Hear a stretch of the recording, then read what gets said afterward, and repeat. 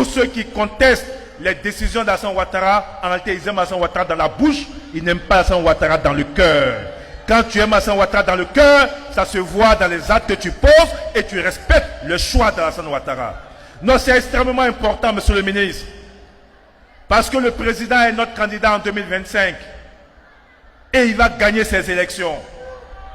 Tous les militants à l'unanimité demandent que le président Ouattara soit notre candidat. Mais en 2020, on lui avait demandé d'être notre candidat. Il nous a présenté à Amadougon. Donc c'est une option. On peut lui avoir demandé d'être candidat, mais dans 1 an, il peut nous présenter quelqu'un. Alors si on l'aime, on doit le suivre et on doit respecter ses décisions. Mais ça se voit déjà à un petit niveau.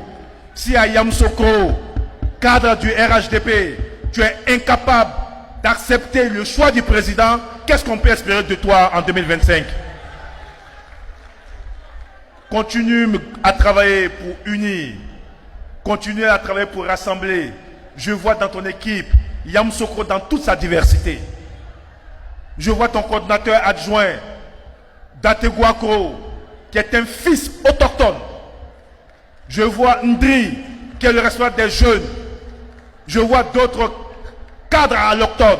Oui, c'est ça le RHDP. Notre capacité à rassembler tous les Ivoiriens dans un même creuset, dans un même grand parti. Les discours de division, il faut les mépriser et continuer d'avancer. Sur l'actualité, il y a des partis qui disent avoir une velléité de rassemblement.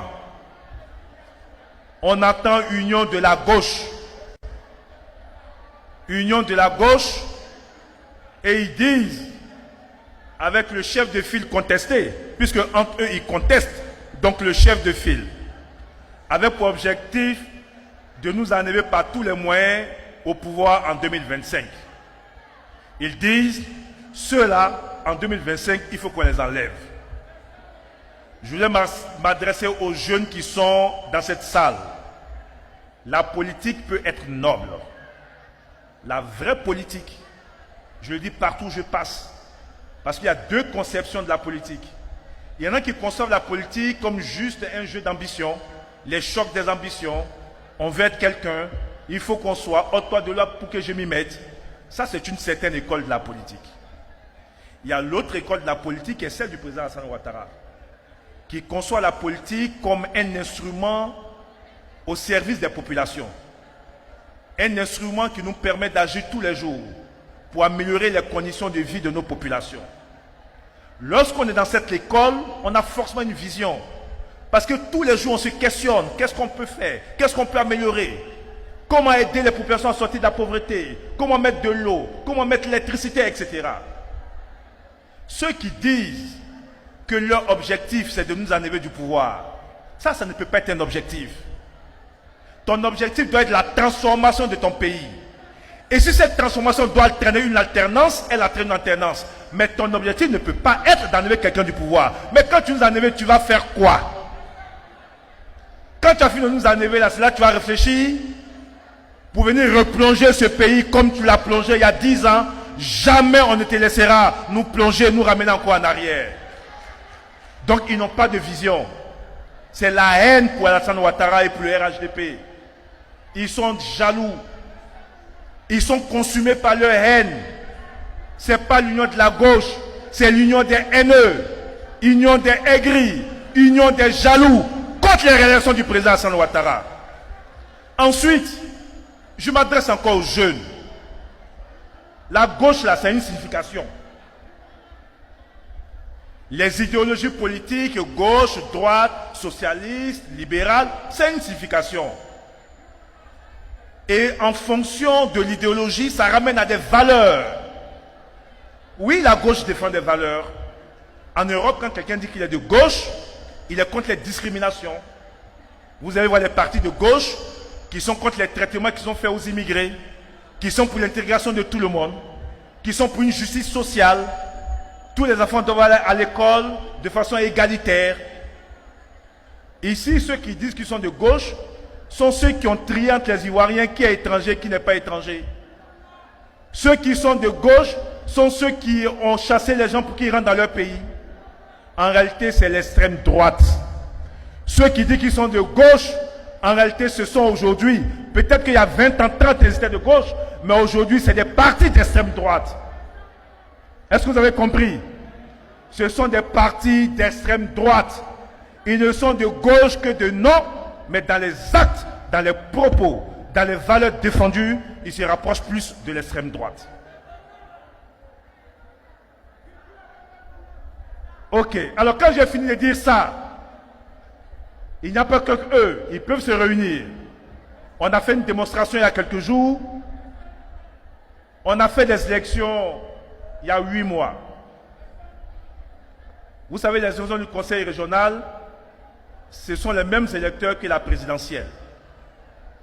Quand on prend l'électorat du conseil régional et on prend l'électorat d'Abidjan, les communes d'Abidjan, on retrouve l'électorat présidentiel.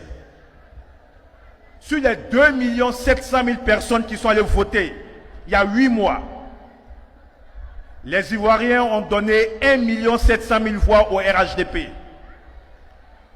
Les Ivoiriens ont donné 380 000 voix au PDCI sur l'ensemble du territoire national. 149 000 voix ou 139 000 voix au PPACI. 180 000 voix à l'alliance PDCI-PPACI. Toute l'opposition réunie au cours de cette élection intermédiaire n'a représenté que 25% de l'électorat. Là où les RHDP étaient à 65% des électeurs et les indépendants autour de 6% des électeurs. C'est-à-dire que même si on prenait les indépendants pour leur donner les indépendants, ils ne sont qu'à 31% des électeurs. Il n'y a pas de miracle en politique. Au Sénégal, il y a eu alternance parce que lors des élections intermédiaires, la coalition de l'opposition et la coalition au pouvoir sont arrivés coude à coude. Le président Macky Sall a eu la majorité grâce à un député qui a rallié le camp de Macky Sall. Sinon, ils étaient coude à coude. Vous, on est loin derrière vous et vous espérez gagner des élections dans un an. Comment ils vont faire? Comment ils vont faire? Restez donc zen, continuez à vous organiser sur le terrain. Continuez à vous organiser sur le terrain, continuez à faire un maillage du territoire et donner, comme vous avez promis, 1 million d'électeurs nouveaux au RHDP pour nous permettre de creuser encore donc l'avance que nous aurons en 2025. Monsieur le ministre, je vais terminer mes propos par une autre actualité. Kony en a parlé un peu, c'est toutes les attaques dont le président, le RHDP, etc. fait l'objet. On rentre dans les officines, puisqu'on les a infiltrés. Ils ne savent pas qu'ils sont infiltrés. On a des gens parmi eux. Tout ce qu'ils préparent, tout ce qu'ils planifient, pousser des jeunes à faire des montages vidéo, faire des gabégies, faire ça, tout ça, sur la base du faux. Des gens qui disent qu'ils sont venus pour faire la politique autrement, mais sont ceux qui attisent les jeunes pour faire la politique sale, la politique démagogique, la politique populiste. Les gens doivent sortir de leur ambiguïté. Parce qu'en réalité, certains veulent jouer sur l'ambiguïté. Ils pensent jouer sur l'ambiguïté, sur tous les sujets, pour tromper les gens, voler l'esprit des Ivoiriens. Mais on va les faire sortir de l'ambiguïté. Il faut qu'ils aient une position claire. Il faut qu'ils aient une position claire. Ils ne peuvent pas être perpétuellement dans l'ambiguïté, sur tous les sujets. Et je dis, n'analysez pas seulement les discours. Regardez aussi le comportement de leurs collaborateurs. Parce qu'ils disent à leurs collaborateurs d'aller dire ce qu'eux, ils ne peuvent pas dire. Et donc, je dis, le jeu politique a besoin de clarté. Donc, tous ceux qui sont dans l'ambiguïté doivent sortir de l'ambiguïté pour que les Ivoiriens sachent exactement qui est qui va faire quoi, qui peut faire quoi, et qu'en connaissance de cause, les Ivoiriens puissent choisir. Pour notre part, continuons à rassembler. Monsieur le ministre, continuons à rassembler. Beaucoup de nos frères du PDCI veulent nous rejoindre. Beaucoup de nos frères du PDCI ont commencé à être désillusionnés parce qu'on leur a vendu une photocopie, mais qui n'est même pas une vraie photocopie. Ils se rendent compte que la photocopie n'est même pas la photocopie de l'original, et que la photocopie n'a rien à voir avec l'original. Continuons à ouvrir nos bras, qu'ils reviennent qu'ensemble, fils d'Houphouët-Boigny, nous puissions continuer à avancer dans la consolidation de la construction de ce pays. Aller chercher tous nos frères qui ne sont pas encore au RHDP, qui sont malheureusement encore au PDCI, mais qui se gênent encore. Il faut qu'on ait une discussion franche avec eux. La place du PDCI, c'est auprès du président Alassane Ouattara. Je parle du vrai PDCI.